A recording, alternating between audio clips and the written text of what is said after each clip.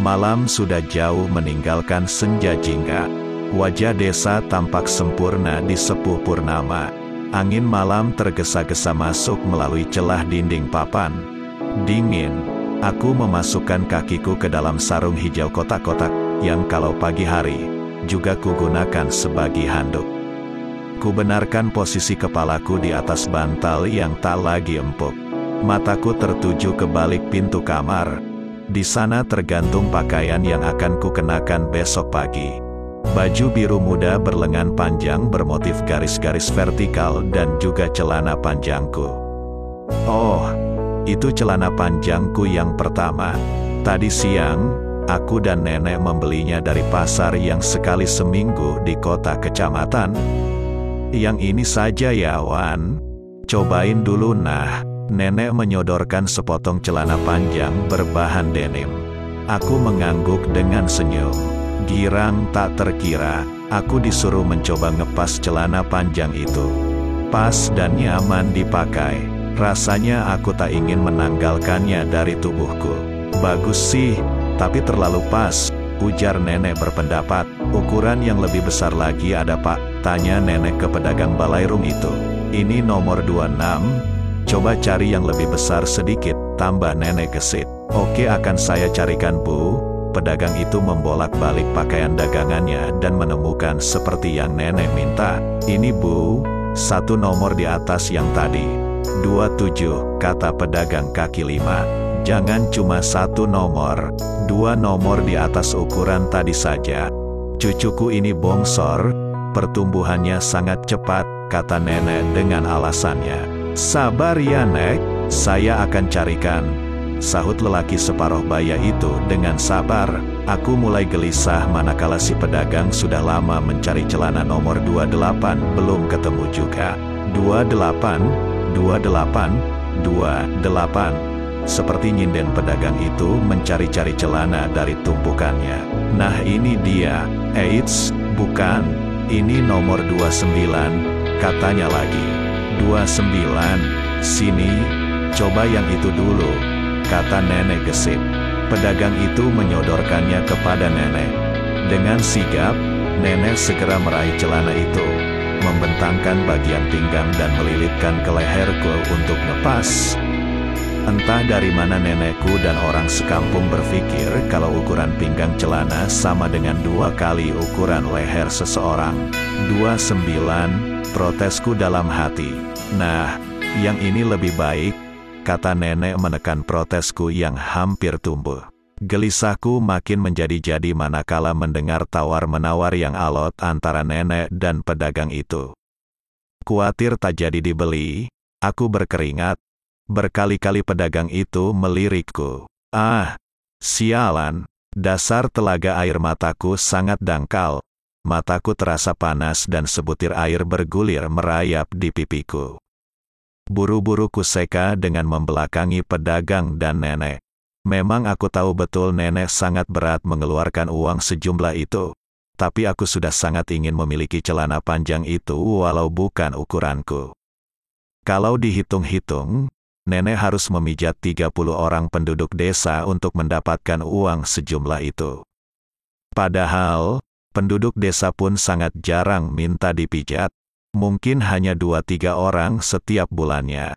Untung saja kami memiliki sedikit kebun kopi. Mestinya nenek tidak perlu lagi menyuruhku ngepas celana nomor 29 itu karena sebelumnya sudah ngepas ukuran 26 yang pantas untuk ukuran tubuhku. Aku senyum, berusaha menutupi kekurangpuasanku dari nenek. Beliau segalanya bagiku sepeninggal ibu kandungku yang konon pergi dengan lelaki lain. Masih lebih baik kelonggaran daripada kesempitan, gumamku dalam hati. Daripada seperti celana si Rickson, robek persis di belahan pantatnya ketika dia naik ke atas panggung pada perayaan 17-an dulu. Ih, malunya bukan kepalang. Kalaupun terlalu besar, nanti setiba di rumah aku minta saja kepada kakek supaya dikecilkan. Aku menghibur diriku sendiri. Di permak kakek tanpa menggunting, celanaku menjadi sedikit nyaman dipakai. Kelak kalau sudah sempit, jahitannya bisa dibuka lagi. kata kakek memberitahu alasannya di permak sedemikian rupa. Kakek memang tukang jahit terbaik di kampung yang terdiri dari 3 desa kecil. Dari desa tetangga juga menjahitkan pakaiannya kepada kakek. Sudah barang tentu pakaian kami juga. Nenek cukup membelikan bahan kain di pasar. Kakek akan menjadikannya celana atau baju untuk aku dan abangku Valen. Kami selalu dijahitkan pakaian yang sama. Seperti anak kembar saja kami diperlakukan dalam hal pakaian. Memang, tubuh kami juga hampir sama besarnya walau usia kami terpaut 2 tahun. Betul kata nenek, aku memang bongsor. Karena sudah buru-buru untuk dipakai, kakek dan nenek sepakat untuk membeli celana dari pasar saja. Oh, aku hampir lupa.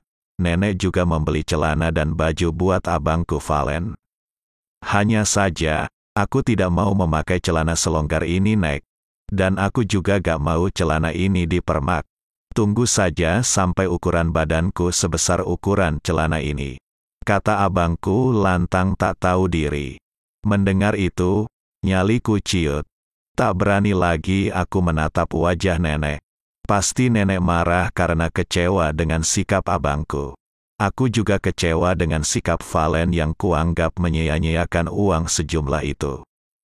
Kenapa harus dibeli tadi siang kalau toh dipakainya menunggu 2-3 tahun lagi? Tapi syukurlah, tampaknya nenek tidak marah kali ini. Sembari mendengar celoteh Valen, nenek meneruskan pekerjaannya menyisip anyaman tikar.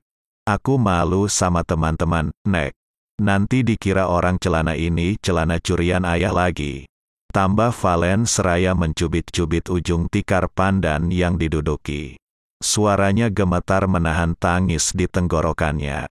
Kepalanya menunduk dengan meletakkan dagu di atas lututnya. Baru kali ini aku melihat wajah Valen begitu sedih. Memang, menyakitkan sekali tudingan-tudingan Linson tentang orang tua kami. Linson, anak juragan Salamun, pernah mengatakan ibu kami binal dan ayah kami seorang copet di kota. 2 tahun lalu, Linson juga pernah menebar fitnah bahwa sepatu baru kami adalah hasil curian ayah di kota. Padahal, sepatu itu dibeli nenek dengan hasil menjual kapuk yang sudah 5 tahun dikumpulkan. Tampaknya nenek sangat memahami kenapa Valen sesedih itu. Dipeluknya Valen yang duduk di dekatnya. Diusapnya kepala yang sedang sesenggukan menahan tangis. Aku terharu tapi tidak ikut bergabung dengan mereka. Kulihat nenek menitikkan air mata. Kakek diam 1000 bahasa. Sesekali kulihat kakek menjemput udara ke dadanya. Selalu saja kakek seperti itu bila pembicaraan kami mengenai ayah, anaknya semata wayang. Dari tatap matanya yang hampa, ku tahu rindu sudah mengepungnya dari segala penjuru. Bila ada anak rantau yang pulang, selalu saja kakek menanyakan perihal ayah. Barangkali ada yang pernah bertemu dan tahu keberadaan anaknya, ayah kami. 3 tahun yang lalu, seorang penduduk desa membawa kabar berita ayah. Konon ayah bekerja sebagai penjaga keamanan di sebuah hotel di kota. Hadiah untuk kami berdua juga dititipkan melalui orang itu. 2 kaos, t-shirt berlogo Superman, kuku ruyuk si Altong, ayam jantanku, menyambar telingaku. Sontak aku berhenti memutar ulang peristiwa tadi sore. Kulihat Weker masih di posisi 2.15. Kali ini si Altong ngawur. Mungkin dia ingin segera cepat-cepat bertandang ke kandang ayam tetangga. Seperti aku yang sudah tidak sabar mengenakan celana panjangku. Ku pejamkan mata dan berharap segera tidur lelap. Ku tutupi wajahku dengan bantal yang seharusnya di bawah kepalaku. Baunya syarat getir dan pedih. Di sana, banyak kutumpahkan cerita rindu kepada ibu. Rindu yang bergulung-gulung kepada ibu kandung. Ingin sekali aku melihat rupa ibuku. Konon, aku mirip dengan ibuku, rambutnya lebat seperti rambutku, tatap matanya seperti tatap mataku, tidak seperti tatap mata Valen yang dingin. Kepada ayah juga aku rindu. Ingin sekali aku ditemani ayah saat menerima rapor dan menerima hadiah juara kelasku. Kakek sudah terbiasa dengan peristiwa itu sejak aku masuk sekolah. Selain pintar, aku juga laki-laki yang cengeng seperti kata abangku, Valen. Dia tidak cengeng seperti aku. Dia sering berkelahi dengan teman sebaya kami. Linson pernah dihajarnya babak belur, bibirnya pecah, tangannya keseleo karena dipelintir abangku. Nenekku menawarkan diri untuk mengurut Linson, tapi orang tuanya tidak sudi. Kakek sangat geram mengetahui Valen berkelahi lagi. Di depan teman sebaya kami, kakek menghukumnya dengan melibaskan ranting kopi di kakinya. Dia tidak menangis saat menerima hukuman itu. Juga tidak minta ampun agar kakek segera menghentikan pukulannya. Valen memang berbeda. Baginya, minta ampun sama dengan tidak mengulangi sama sekali. Hanya sekali dia kulihat menangis. Malam itu, di dekat mesin jahit di sudut rumah, dia mendongakkan wajahnya ke atas hingga bagian kepalanya menempel di tiang kayu rumah. Kulihat air bergulir dari matanya. Oh, air mata itu sangat langka. Tentu saja aku juga menitikkan air mata. Aku berpura-pura tidak melihat. Buru-buru kuseka air mataku dengan bantal. Aku berpura-pura tidur lelap. Tak lama Valen mendekatiku dan membaringkan tubuhnya di dekatku, di sebelah kananku. Diselonjorkan kakinya masuk ke dalam sarung birunya. Aku membelakanginya. Seperti biasa kami selalu tidur saling membelakangi. Aku kaget sekali ketika dia memelukku dari belakang.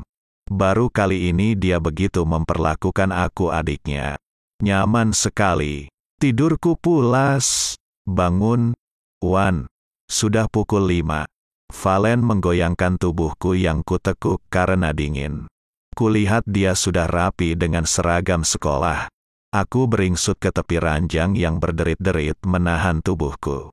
Sambil menguap karena kantuk, aku menuju sumur untuk mandi. Ku gendong sarung yang acap kali kujadikan handuk itu. Dingin, tapi karena hari ini sangat istimewa, aku harus mandi dan keramas. Bibir dan daguku gemetar, gigi-gigiku gemerutuk menahan dingin. Ku dekati nenek yang sedang duduk di dekat perapian. Ku dekatkan kedua telapak tanganku menimba panas dari perapian dan menuangkannya ke wajah dan leherku. Kulihat Valen pamit kepada nenek. Dia hendak berangkat ke sekolah.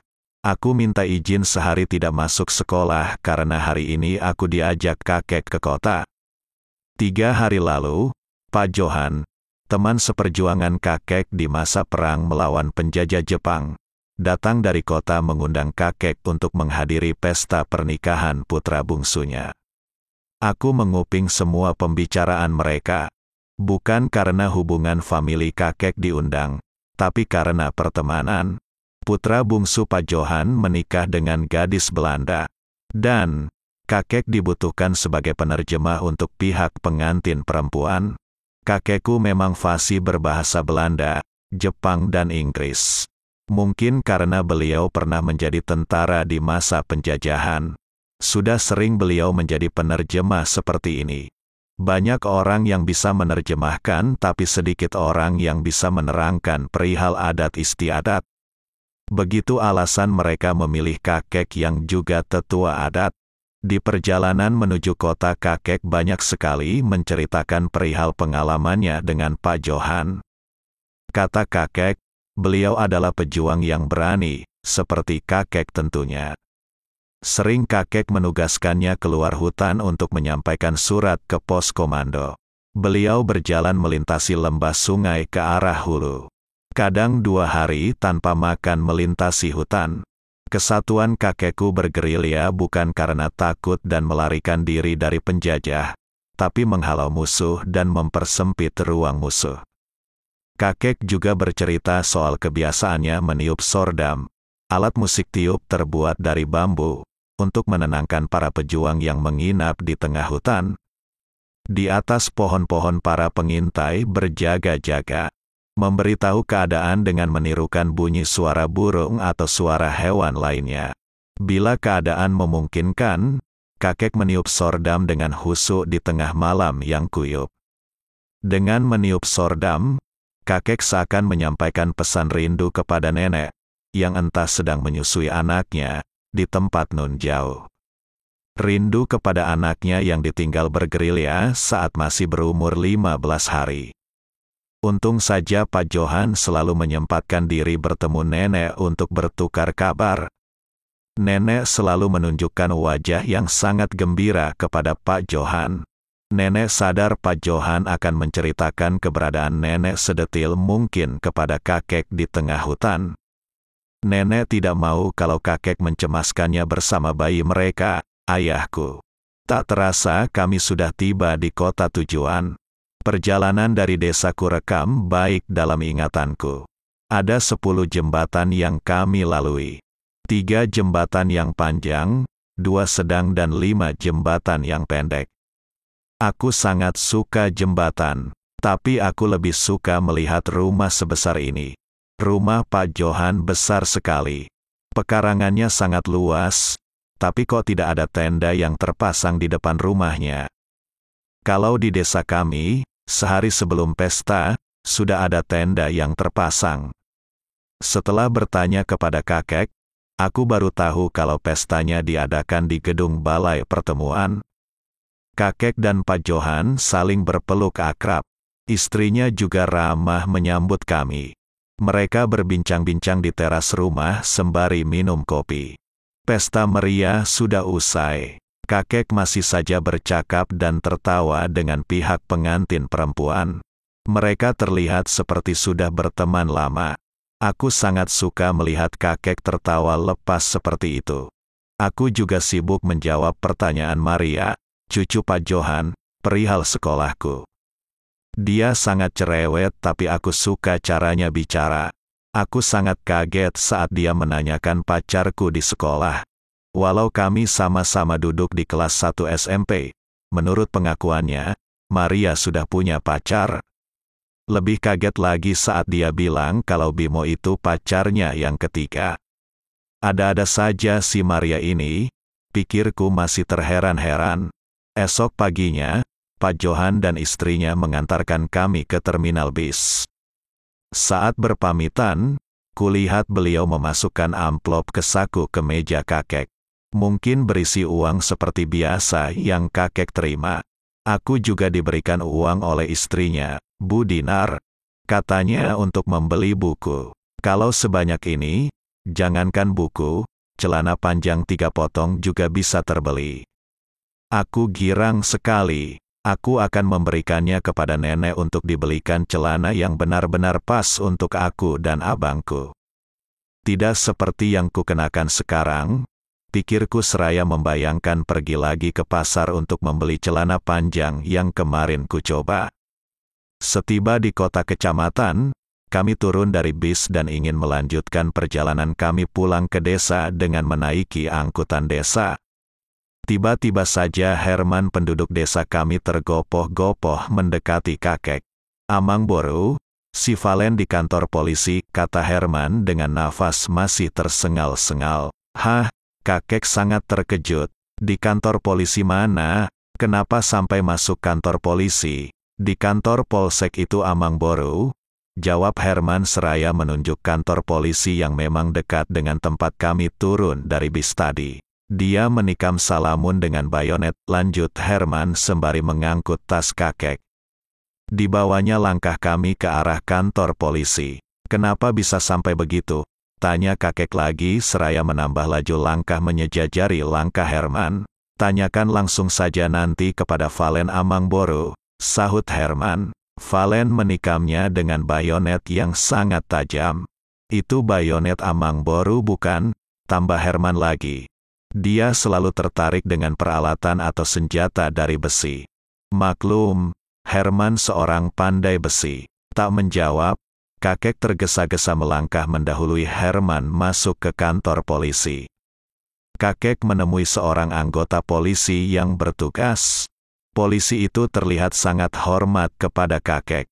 Anggota polisi yang lain mengantarkan kami menemui Valen yang sedang terduduk di balik jeruji. Valen sangat terkejut melihat kedatangan kami. Wajahnya tampak biru. Masih ada sisa darah kering di bibirnya yang pecah. Valen pasti dihajar habis-habisan oleh keluarga korban. Aku menghambur mendekati Valen. Kuraih wajahnya dari balik jeruji besi. Kuletakkan tanganku di kedua pipinya. Air mataku mengucur deras melihat derita di wajahnya. Kusingkap baju napi yang dipakai. Astaga, tubuhnya dipenuhi biru lebam. Ingin kupeluk abangku yang baik ini. Ingin sekali aku menggantikan dia di penjara. Ingin kugantikan dia merasakan sakit di tubuhnya. Kuremas jeruji besi seakan mencekik leher Salamun. Aku tahu betul alasan Valen berbuat semua ini. Sudah lama dia ingin mengambil bayonet kakek dan membuat perhitungan kepada penebar fitnah keji itu. Kakek tertunduk lesu. Disekanya air yang tersisa di sudut matanya.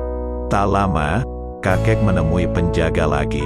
Mungkin mereka membicarakan sesuatu yang penting dan rahasia sehingga polisi itu menutupkan pintu. Dari Bang Valen aku tahu bahwa kejadiannya 2 hari yang lalu. Bersamaan pada hari kami berangkat ke kota, Valen bolos dari sekolah hari itu dan segera mencari-cari bayonet kakek di rumah, saat nenek sudah di ladang memetik kopi. Setelah mendapatkan bayonet, Valen menuju kedai kopi tempat Salamun biasanya main catur. Baju seragam sekolahnya sengaja tidak dimasukkan ke dalam celana. Seperti seorang pendekar yang selalu siaga membela diri, dia menyelipkan bayonet tajam itu di pinggangnya. Seperti biasa, Salamun banyak cakap saat main catur. Kadang dia membuat lelucon dengan berbual. Penduduk desa pun tampak senang mendengar bualannya walau kerap juga menyakitkan. Kalau ada orang yang tersinggung dengan banyolannya, biasanya orang itu akan mendiamkannya saja. Takut masalah jadi panjang, tapi jangan menyinggung perasaan abangku Valen. Mungkin karena kekurangan bahan lelucon, Salamun menyebut lagi kalau ibu kami pernah ditidurinya. Keterlaluan, begitu dalam hati Valen saat menancapkan bayonet di punggungnya. 5 bacokan mendarat di tubuh bagian belakang Salamun dan 7 di bagian depan. Terjadi perkelahian yang hebat di kedai kopi. Salamun tidak mati. Mungkin karena bacokan Valen tidak menyasar ke bagian vital atau karena tenaganya saat membacok tidak sekuat orang dewasa. Palu diketuk, Bang Valen dihukum 4 tahun penjara. Saat bebas nanti, abang sudah cukup besar memakai celana panjang yang dibeli nenek itu, kataku bergurau mengusir kesedihanku.